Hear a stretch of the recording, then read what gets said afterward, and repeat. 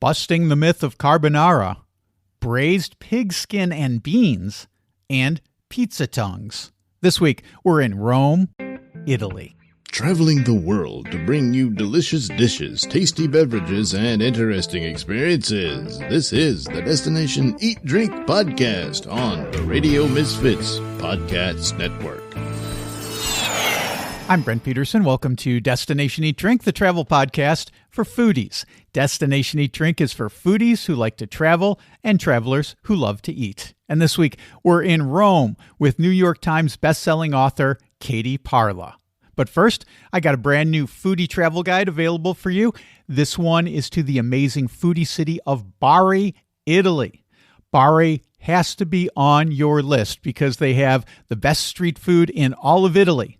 Deep-fried polenta and an incredibly tasty focaccia, plus a dish called Assassin's Pasta. That's not nearly as scary as it sounds. Download your copy at buymeacoffee.com/destinationeatdrink. There's also foodie travel guides to dozens of other cities, and they make great gifts. That's buymeacoffee.com/destinationeatdrink.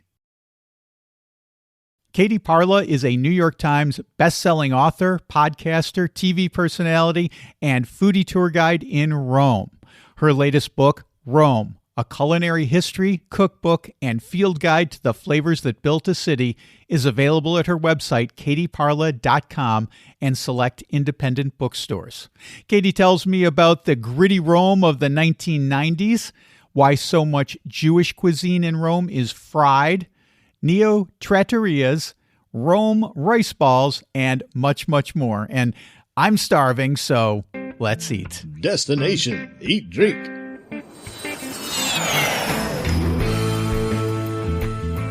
Katie Parla, welcome back to Destination Eat Drink. It's great to have you back on the show again. Thanks for having me. Great to talk to you. You know, you've been on the show, it's got to be half a dozen times now, and you've been so very generous sharing your stories about Italy and its food culture. But one thing I don't think I've ever asked you about specifically is how you came to choose Rome as your home. We talked about your love of Italy and how you've been going there since you were a kid and all that stuff. But why Rome specifically? Why was this the place that you've made your home for over 20 years?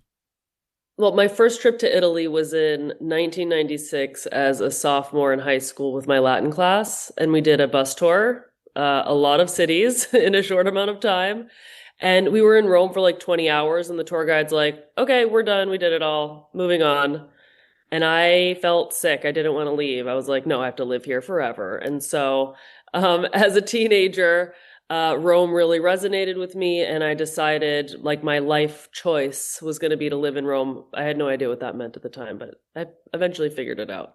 That's funny because you knew right away as a kid, basically, I mean, you're a sophomore in high school, you're 16 years old or something, that Rome was, it just spoke to you somehow. Yeah, I mean, it was Rome in the 90s. It was really gritty.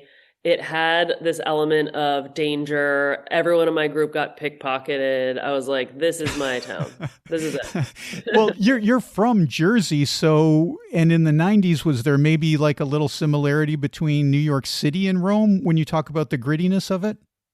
Yeah, I mean, I'm also a Philly person more than a New York person, so okay. Fans of the 215 will understand what I'm putting down. Okay, cool.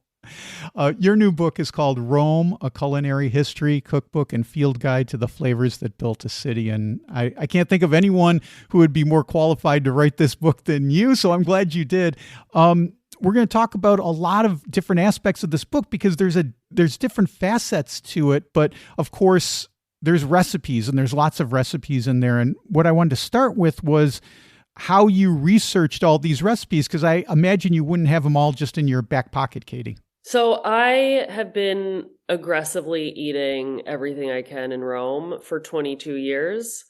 And it's interesting, when I sit down to write recipes, I don't develop them in the kitchen first. I just sit down and I write the recipes like in a very manic stream of thought situation. And so in like 2 days, I write the whole entire recipe section of the book and then tweak the quantities.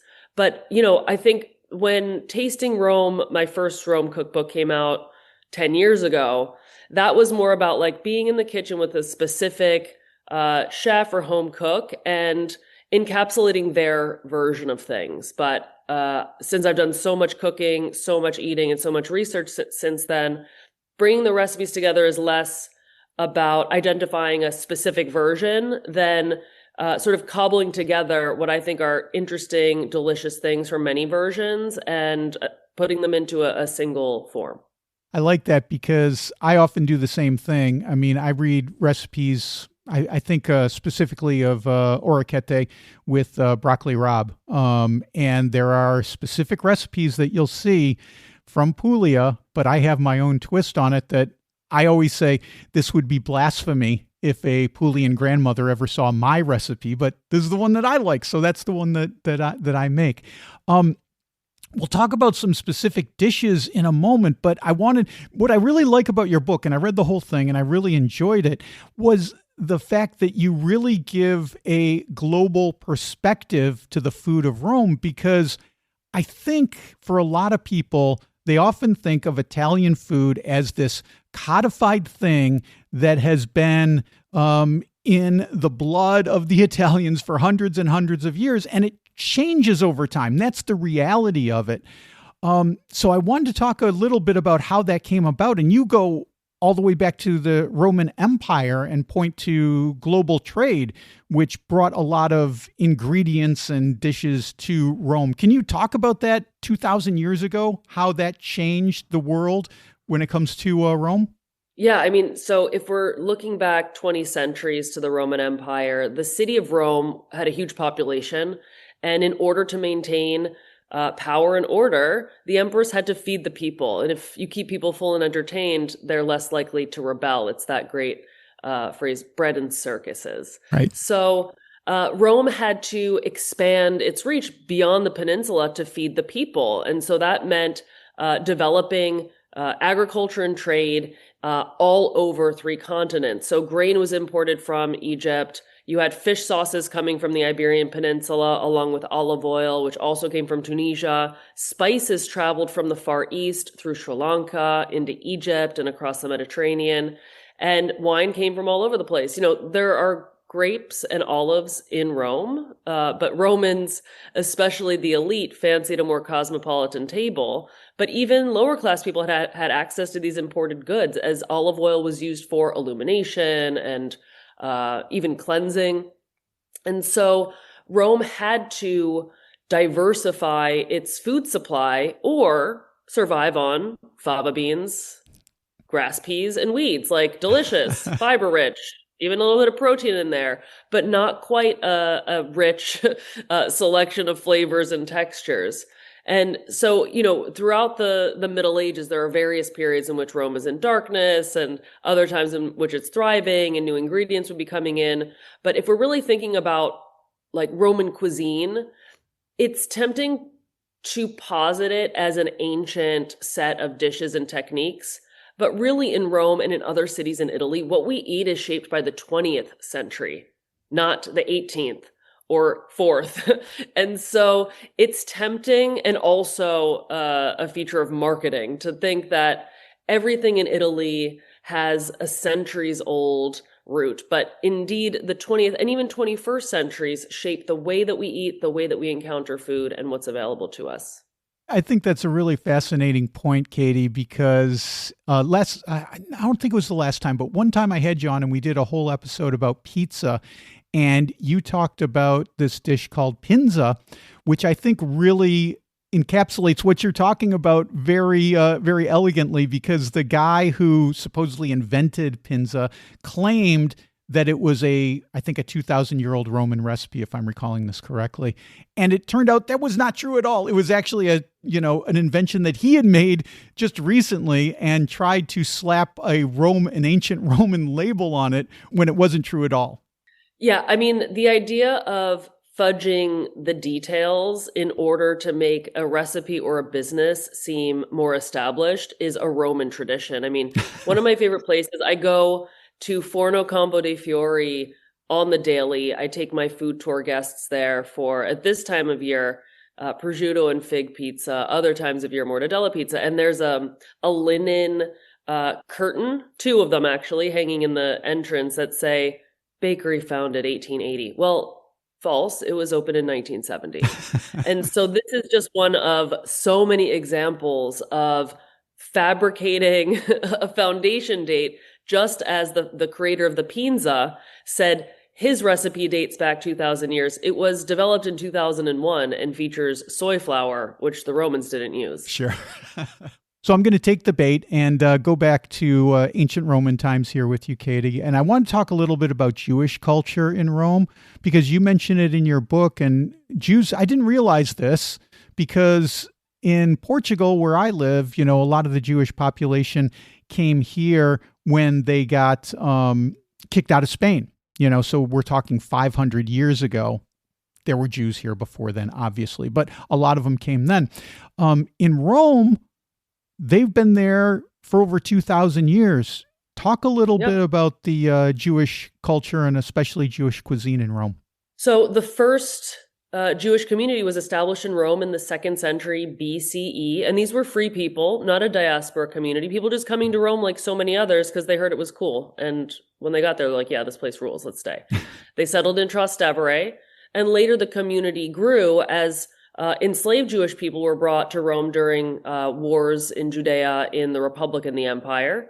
Fast forward to the Inquisition, and when Jews are expelled from Spain, many settle in Rome. Others move on to the Balkans or Constantinople. I guess 1492. It would have been Istanbul by then. The Ottoman conquest of Constantinople was 4 decades earlier. In any event, over the course of the next decades, Inquisition rules passed through Spanish holdings, including Sicily and southern Italy. So at that time, Spanish Jews from southern Italy settle in Rome. And by 1555, there are around 2,000 Jews in Rome, a combination of people from ancient civilizations, others from Sicily, others from Spain. There was even a synagogue called the Catalan Shul. And so clearly there was a sort of cosmopolitan Jewish tradition in the city, but really separate until the ghetto period is established in 1555, when all Jews have to live together and therefore start to share recipes, they start to intermarry, and they start to create business contracts, which previously had not been the case between communities. So during the ghetto period, Jews are confined to a walled slum that is dilapidated, fire-prone, flood-prone, and they're deprived of freedoms that can be enumerated over the course of several paragraphs. And the point was to impoverish and humiliate them, and the Pope did succeed in this for 3 centuries. Consequently, people did not have access to a lot of food or ingredients, and so in order to provide caloric heft to a very poor diet, deep frying became the dominant cooking technique. And people didn't have kitchens at home generally, so there's a lot of communal frying in the streets at sort of street food stalls. Think fried cod, fried zucchini flowers, fried apples, fried bits of ricotta, and of course, fried artichokes. Carciofi alla giudia are one of the most iconic things you can eat in Rome, especially in the winter and spring when they're in season. But they would have been really just confined to this segregated population until the ghetto period ends, which is in the 1870s. So we have the Jewish community of Rome to thank for those delicious fried artichokes and one of my favorites, the fried zucchini flowers. And don't forget ricotta and sour cherry jam tart, and a delicious treat called pizza ebraica, which is actually like a fruitcake meets a power bar, and consists of pine nuts, raisins, candied fruits, almonds, and is kind of like an amalgamation with some wheat flour, and egg and oil. It's not going to win any aesthetic awards, but it's super delicious and would be baked to celebrate a bris. Oh, man. All right. I got to get my reservation right now. That sounds amazing. So good. Katie, in your book, Rome, A Culinary History, you say that you have to focus on beans to understand, and I'm going to quote here, the culinary soul of working class Rome.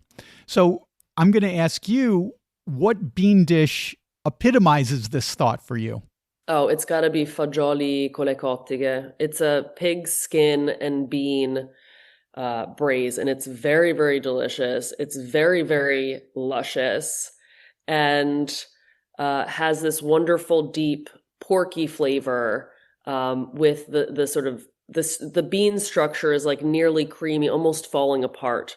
And this is, I mean, this is just one of the dishes. Like pasta e fagioli is not unique to Rome, but it sort of encapsulates uh, the legume-based diet that used to be really dominant, and now we have lots of pasta in it. But like back in the day, you would imagine it would be mostly beans, mostly water, actually. Water, first ingredient, beans, second ingredient, and maybe a little bit of pasta. There's somewhat of a fetishization of the cucina povera, which is peasant cuisine. And often you'll read that like braised oxtails were peasant cuisine and this and that were peasant cuisine. It's like, well, no, that was meat. Meat was not peasant cuisine. Vegetables that were watered down and legumes, that was real peasant cuisine. And so in order to understand the full panorama of Roman culinary history, like, sure, eat carbonara, fine. But also remember that these much more simple dishes were really the basis of what most people were eating. You mentioned carbonara, and in your book, you kind of bust the myth that it originated in Rome, or you at least question it. Look, it's very difficult to trace the origins of recipes because a lot of our knowledge is anecdotal. But if we're looking at printed sources, you can look to an early 1950s restaurant guide / cookbook printed in Chicago that writes the first recipe. A few years later, the recipe for carbonara is published in Italy. And for the first couple of decades, a lot of the recipes for carbonara feature things that today would be considered blasphemous. I mean, Gruyere cheese, pancetta. I mean, God forbid you talk about pancetta in the context of carbonara. Today you're told, like, only guanciale is allowed. Well, not before, not back in the day. Now things have been codified, at least for now. And there are certain chefs, and certainly it's the objective of media to capture the attention of people, and no Instagram post gets more hits than a carbonara piece. So the message that carbonara is one thing and always has been is just simply not supported by the evidence. This gets to kind of the notion of the, quote, I'm using air quotes here, the romantic cuisine of Rome and of Italy. But you point out rightly that it changes over time. And in your book, you point to the 2008 economic crisis as maybe a turning point for Roman cuisine and what you call the neo-trattoria. What exactly is a neo-trattoria, and what would it be like when I go to one? So a neo-trattoria is sort of drawing the idea of comfort and casual cuisine that the trattoria introduced. But let's back up. The trattoria, which is the most iconic form of Roman dining, only emerges in the late 50s, early 60s. So that's pretty new, if you ask me. The neo-trattoria is perhaps repackaging Roman flavors in a way that's more affordable or a little creative. An example would be at Santo Palato, Sarah Ciccolini's very famous neo-trattoria. She serves an oxtail meatball, so a deep-fried sphere of tender oxtail. Well, this is merging the polpette di bollito, which is the braised beef meatball, and oxtail, which is braised in a stew in Rome, and just putting two things that Romans love together in a new way. But it feels modern, but also rooted in tradition. So the neo-trattoria is sort of building on existing standards. And, at the neo-trattoria, you book online. There are 2 turns. This is like 21st century dining. And the 2008 financial crisis certainly influenced the way that people engage with food, because we simply didn't have as much disposable income as before. And these financial issues are compounded by things that happened before, like the arrival of the euro, things that happened after, like record youth unemployment, and all sorts of economic factors determine how and where people shop and eat food. And so promoting the notion that people are only going to go out and buy the best quality things because that's the essence of Rome. Like, no, the essence of Rome is survival, trying to get to the end of the month, and people make choices. So the financial crisis is sort of a catalyst for new styles of dining, not just the neo-trattoria, but a lot of the gourmet pizza trends, because gourmet pizza doesn't cost as much as going out to a trattoria. It's a little more expensive than going to your slice joint, but it feels like you're doing something special. And so it fills that void of wanting to have a dining experience that has dignity without having to spend a lot of money. You mentioned pizza, and we did a whole episode on Roman pizza, and you opened my eyes to all the different varieties, because I was used to going into getting a slab of Roman pizza in some of these joints and really enjoying it. But you pointed out all the different varieties of pizza. One that's in your book that I don't think we talked about was ling de pizza, which translates to pizza tongues, a variety that I'm not familiar with. So I wanted to ask you about pizza tongues. Great name, by the way. It's pretty good. So lingue means tongues, as you mentioned, and it's a bakery style pizza. So when you go to any forno, which is the most common name for a bakery in Rome, sometimes it's also called a panificio, you'll find like long, like oblong pieces of pizza. Sometimes they're like a foot long, and sometimes they're a little bit smaller. They're generally topped really, really simply with some raw tomato sauce put on the raw dough and then baked, so it has a bright acidity. Sometimes it's served with tiled slices of potato. But the lingua is like a snack, right? And you can fold it in half and walk away with it. And it has oil in the dough, so a little bit different than a lot of the pizza by the slice that you'll find baked in sheet pans. And it's also it is baked in a sheet pan though, but like an oiled sheet pan. So it's got like all these little crispy bits, and it can be like both soggy and crispy and chewy at the same time. And it's a nostalgia food. So Rome has kind of like two textures when it comes to pizza. There's like super crispy or like a little flabby and floppy. And lingua hits both of those notes. Love it.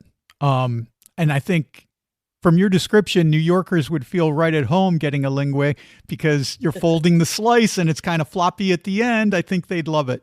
Definitely, especially because our other style of pizza is a round pizza that you cut with a fork and knife, and New Yorkers hate that. They lose their freaking minds about it. I'm sure you saw Jon Stewart doing his whole thing about, fork and knife with a pizza. That was absolutely hilarious. But yeah, they lose their mind on that stuff.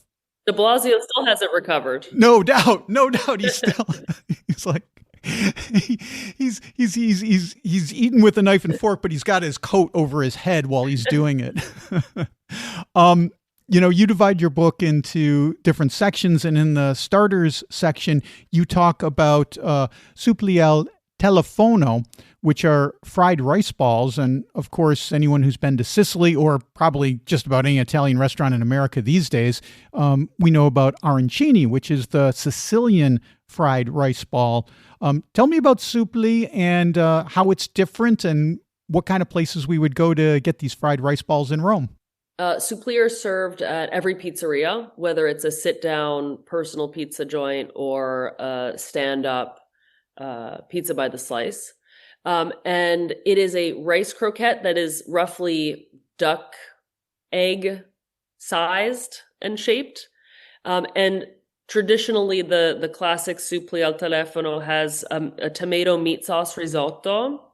Within that, you'll find a mozzarella heart that, if properly fried, will create a satisfying mozzarella pull, which is why we call it al telefono, because hundreds of years ago, telephones had cords that would sort of stretch and snap. And yeah, the classic supli is it's a snack before pizza. So you have it, and then you have a slice of pizza or a whole pizza, and it's great. But the arancine thing is interesting because a Sicilian, like a Palermitano and a Roman in the same room would like probably have a spirited debate that they're not the same thing, but like, guys, they're portable rice croquettes. Like, hello. Yeah. Granted, the shape is different and the flavors are different, but the idea is the same. It's something that is a hearty snack. It's affordable. You can stand up and eat it. And there's rice. When I go to Sicily, one of the things is you see all these little pop-up stands now that have arancini. And, some of them are like, hipster places with different kinds of fillings and whatnot. But, the ones that have been sitting out for a while, they're good and everything, but you can't beat when they come straight out of the fryer and they're still hot and you might burn your mouth a little bit. Would we typically see those in Rome where they're coming out of the fryer, or are they sitting on the counter and you just point at one and go, give me that one?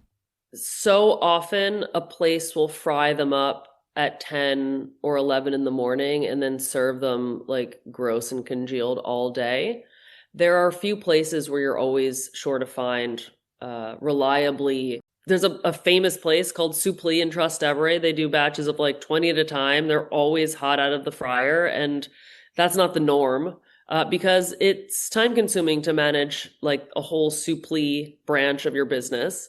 I also love to go to L'Alimentare in Trastevere, and I'll order a Supli and then go sit at the craft beer pub across the street, and they'll fry it to order and then bring it over. Oh man! And yeah, it's great. Are you hungry yet? Yeah. Oh my God, you're killing me.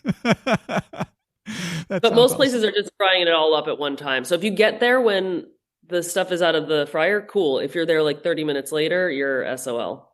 Oh man. Okay. So find out when they're coming out of the fryer later, and you'll be good to go. Learn the rhythm of your local joint. I was watching the Stanley Tucci program, and he did an episode in Rome, and I'm watching it, and all of a sudden this voice comes on. There's no picture, but because they're doing an exterior shot, this voice comes on, and I turned to Karen and I said, "That sounds like Katie Parla." And 2 seconds later, you pop up with Stanley Tucci, and it was awesome. You took him to have and explained to him the importance of offal in Rome. So tell the audience why this is so popular in Rome. And for folks who don't know what offal is, you can describe that as well, I guess. Yeah. Offal are like organ meats, pork cuts, snouts, hooves, all the things that might not be considered prime. They're so important and so popular in Rome because they're delicious. They taste really, really good. And if cooked properly, just like anything. And, Rome had historically an elite, a noble class that created a demand for fine cuts. And if you're butchering a whole cow or a whole pig, like you got to use it all. And so in Renaissance and right through modern Rome, we have cookbooks that showcase how critical offal was, not just to the peasant table, but to all tables. And in Scapi, this famous papal cook's cookbook, there's so many cow udder recipes, like not for poor people, that's for rich people. So things that today are sort of cast as scraps or as lacking status, indeed, if seasoned with something like cloves or black pepper, which were very expensive and exotic, would actually be upper class dishes. And so, my thesis is, unless you're like a vegetarian or vegan and this is not an option for you, if you go to Rome and don't eat paiata, which is the intestines of milk-fed veal, if you're not eating fettuccine with regali di pollo, in other words, a ragu made with chicken innards, then you're not really enjoying Roman cuisine. You're enjoying a set of dishes that have been popularized by often TikTok, honestly. But like I said before, eat carbonara, sure, fine. But the essence of Roman cuisine is not embodied by that dish invented in the 1950s, maybe not even in Italy. It's interesting because I was always told that the offal was for the peasant class, and you're making the argument that everyone was eating offal in Rome back in the day and probably still today. Yeah. I mean, famously, imperial cookbooks feature flamingo tongues. Okay, so that's not for like the peasants or the slave class. That's for fancy people who want to eat something that actually, I'm sure duck tongues taste good. I'm sure flamingo tongues taste good. You know, people are into flavor. Right. Well, Katie Parla, it's been a joy catching up with you. Your book, Rome, A Culinary History, Cookbook, and Field Guide to the Flavors That Built a City, is available on your website, katieparla.com. We'll have a link in the show notes. And if folks order from your website, it's a signed book. So that's pretty special. You can also get it at select independent bookstores. Thanks you so much. It's always you share so much great information, Katie, and it always fills my head with great information and fun stories. So I want to express my gratitude to you for being on the show again. Thanks for having me, and I really appreciate your always thoughtful questions. Okay, that's the brilliant Katie Parla. And like I said, you can get her latest book, Rome, A Culinary History, Cookbook, and Field Guide to the Flavors That Built a City at her website, katieparla.com. Buy it there and you'll get a signed copy. You can also get it at select independent bookstores. I mean, if you're going to Rome, this is a great resource because Katie has tons of recommendations in her book. And if you like to cook, there's dozens and dozens of recipes too. And if you just love Italy like I do, it's a great read. I highly recommend it. And if you want to hear more from my conversation with Katie, members of my Substack can listen to the whole interview where Katie tells me about how some African food has been rolling into the cuisine of Rome. Become a member by going to destinationeatdrink.substack.com. Well, that's it for this week. Next week, we are in Shanghai for Purple Rice IPAs, a carb-tastic breakfast, and coffee with fermented rice and cocoa powder. Don't miss that. There's also a brand new video. This one's about a free library that we helped fund here in Portugal. It's a great little story about these micro libraries that are in our city of Setúbal, and you can watch that by clicking on the video tab at destinationeatdrink.com or head on over to my YouTube channel. That's youtube.com at destinationeatdrink946. I've also got a new foodie travel guide. This one is to the city of Bari. It's the place that has the best street food in all of Italy. Well, it definitely gives Palermo a run for its money. There's a bakery with a bouncer, a grandma making pasta in an alley, and the perfect fried food to have after a night of drinking in Bari. Plus, all the cool things to do in this underrated Italian city. Download your copy at buymeacoffee.com/destinationeatdrink. There's also dozens of other foodie travel guide ebooks on Buy Me a Coffee. Get my full Portugal foodie travel guide for just $9.99. Destination Eat Drink is distributed by the Radio Misfits Podcast Network and Ed Silla. Thanks, Ed. I'm Brent Peterson, and I'll see you down the road. Join us next week for another culinary adventure on Destination Eat Drink, a presentation of the Radio Misfits Podcast Network.